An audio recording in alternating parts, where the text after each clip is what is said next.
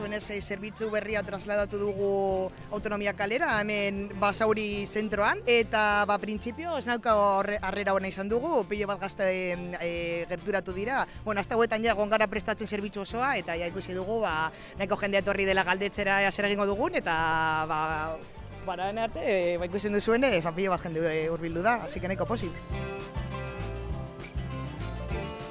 Bazkidea naiz, eta esango nuke orain dela ia 3 urte etorri nintzela lehenengo aldiz. Batzuetan sozial txokian egiten dituzten ekintza batzuetara edo tailerren batera. Etortzen naizenean asko gustatzen zait pinponera jolastera eta tailerretan parte hartzea. Lagunekin hitz egin eta tailerrak egiten ditugu. Eta egun batzuk joaten gara beste leku batera eta divertigarriak dira. Normaletan etorritzen naiz nire lagunekin pelikula ikusiko edo bideojokoekin jolasteko edo ere bai futbola jolasteko.